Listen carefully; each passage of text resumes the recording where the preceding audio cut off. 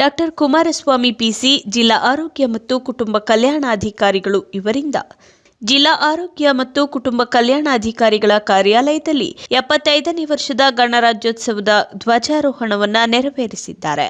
ಇನ್ನು ಸಮಾರಂಭವನ್ನು ಉದ್ಘಾಟಿಸಿ ಮಾತನಾಡುತ್ತಾ 75 ವರ್ಷಗಳಿಂದ ಜಿಲ್ಲೆಯ ಆರೋಗ್ಯ ಕಾರ್ಯಕ್ರಮಗಳು ನಡೆದು ಬಂದ ದಾರಿ ಮತ್ತು ಸ್ಥಿತಿಗತಿಗಳ ಬಗ್ಗೆ ಹಾಗೂ ಮುಂದಿನ ಆರೋಗ್ಯ ಇಲಾಖೆಯ ಕಾರ್ಯಕ್ರಮಗಳ ಬಗ್ಗೆ ವಿವರಿಸುತ್ತಾ ಭಾರತ ಸಂವಿಧಾನದ ಅಡಿಯಲ್ಲಿ ಐಕ್ಯತೆ ಮತ್ತು ಒಗ್ಗಟ್ಟಿನಿಂದ ಕರ್ತವ್ಯ ನಿರ್ವಹಿಸಲು ಎಲ್ಲ ಸಿಬ್ಬಂದಿಗಳಿಗೆ ಈ ಮೂಲಕ ತಿಳಿಸಿದ್ದಾರೆ.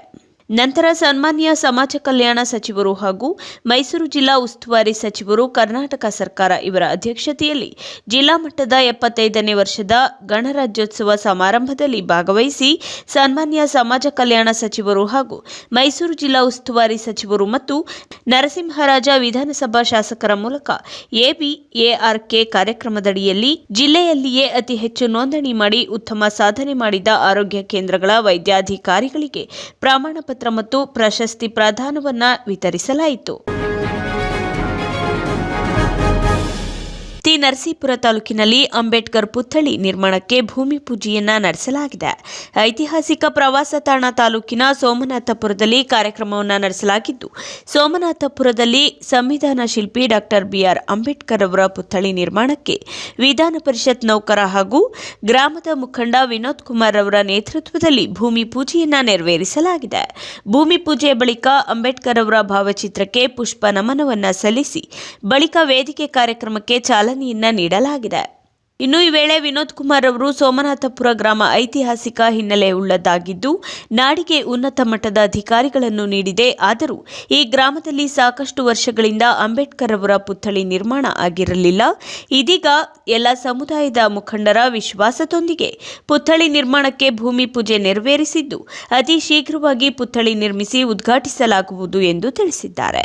ಇನ್ನು ಈ ವೇಳೆ ಕಾರ್ಯಕ್ರಮದಲ್ಲಿ ಗ್ರಾಮದ ಮುಖಂಡರುಗಳಾದ ಪುಟ್ಟಸ್ವಾಮಿ, ವಾಜೀದ್, ದೊರೆಸ್ವಾಮಿ, ಪುರುಷಯ್ಯ, ನಿವೃತ್ತ ಸಹಾಯಕ ನಿಬಂಧಕರಾದ ಎಸ್ ಶಿವಸ್ವಾಮಿ, ಗ್ರಾಮದ ಯಜಮಾನರುಗಳಾದ ಕುಮಾರಸ್ವಾಮಿ, ಪರಶಿವಮೂರ್ತಿ ಸೇರಿದಂತೆ ಜೈ ಭೀಮ್ ಯುವಕರ ಸಂಘದ ಯುವಕರು ಮಿತ್ರರು ಭಾಗವಹಿಸಿದ್ದಾರೆ. ಶಿಲ್ಪಿ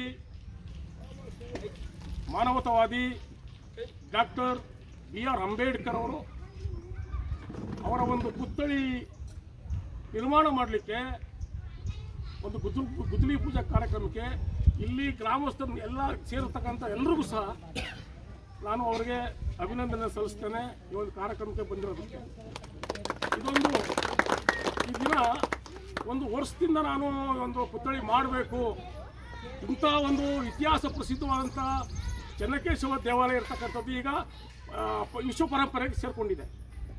ಇಂಥ ಗ್ರಾಮದಲ್ಲಿ ಆರ್ ಬರಣಯ್ಯನವರು ಇತ್ತವಿಂದ ಆರ್ ಬರಣಯ್ಯವರು ಆಗ್ಬೋದು, ಸುಭಾಷ್ ಬಣಿಯವರು ಆಗ್ಬೋದು, ಮತ್ತು ಶಂಕರಪ್ಪ ಆಗ್ಬೋದು, ಎಲ್ಲ IAS IPS, ಮತ್ತು ಈಗ ಮೊನ್ನೆ ತಾನೇ ಈ ಒಂದು ಕ್ಷೇತ್ರವನ್ನು ಪ್ರತಿನಿಧಿಸ್ತಕ್ಕಂಥ ಅಶ್ವಿನ್ ಕುಮಾರ್ ಅವರು ಸಹ ಇದೇ ಗ್ರಾಮದ ಮೊಮ್ಮಗರು. ಆದರೆ ಯಾರೂ ಸಹ ಮೈಸೂರು ದೊನ್ನೆ ಬಿರಿಯಾನಿ ರೆಸ್ಟೋರೆಂಟ್ ಸಮೂಹ ಇಂದು ಖಾದ್ಯ ಪ್ರಿಯರ ಮನೆ ಮಾತಾಗಿದೆ. 2010ರಲ್ಲಿ ಪ್ರಾರಂಭವಾದ ನಮ್ಮ ರೆಸ್ಟೋರೆಂಟ್ ಇಂದು ಗ್ರಾಹಕರ ಹಾಗೂ ಸ್ನೇಹಿತರ ಸಹಾಯದೊಂದಿಗೆ ಬಹಳ ಎತ್ತರಕ್ಕೆ ಬೆಳೆದಿದ್ದು, ಮೈಸೂರು ನಗರದಲ್ಲಿ 3 ಶಾಖೆಗಳನ್ನು ಹೊಂದಿದೆ. ನಮ್ಮ ಹೋಟೆಲ್ ಉದ್ಯಮವನ್ನು ಮತ್ತಷ್ಟು ಎತ್ತರಕ್ಕೆ ತೆಗೆದುಕೊಂಡು ಹೋಗುವ ನಿಟ್ಟಿನಲ್ಲಿ ಮೈಸೂರಿನ ಜಯಲಕ್ಷ್ಮೀಪುರಂನಲ್ಲಿ ಗೋಲ್ಡನ್ ಕ್ವಿಲ್ ಮಲ್ಟಿಕ್ಯೂಸಿವ್ ರೆಸ್ಟೋರೆಂಟ್ ಅನ್ನು ಪ್ರಾರಂಭಿಸಲಾಗಿದೆ.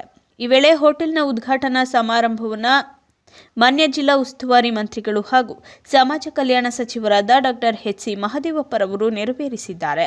ಖ್ಯಾತ ವೈದ್ಯರು ಹಾಗೂ ವರ್ಣ ಕ್ಷೇತ್ರದ ಮಾಜಿ ವಿಧಾನಸಭಾ ಸದಸ್ಯರಾದ ಡಾಕ್ಟರ್ ಯತೀಂದ್ರ ಸಿದ್ದರಾಮಯ್ಯರವರು ಜ್ಯೋತಿ ಬೆಳಗಿಸಿದ್ದು, ಕಾರ್ಯಕ್ರಮಕ್ಕೆ ವಿಧಾನ ಪರಿಷತ್ ಸದಸ್ಯರಾದ ಶ್ರೀ H ವಿಶ್ವನಾಥರವರು, ಚಾಮರಾಜ ವಿಧಾನಸಭಾ ಸದಸ್ಯರಾದ ಶ್ರೀ ಹರೀಶ್ ಗೌಡರವರು ಹಾಗೂ ಇತರ ಗಣ್ಯರು ಆಗಮಿಸಿದ್ದಾರೆ.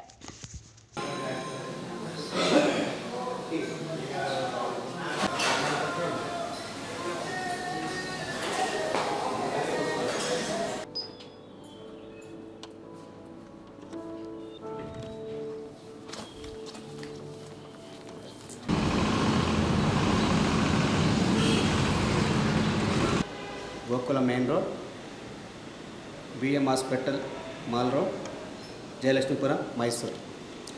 ನಮ್ಮ ಇದು 4ನೇ branch, Mysuru Donne biryani unit of Mysuru Donne biryani 4ನೇ branch. Multi cuisine family restaurant. ಇಲ್ಲಿ ನಮ್ಮಲ್ಲಿ Indian, tandoor, Chinese, continental and coastal food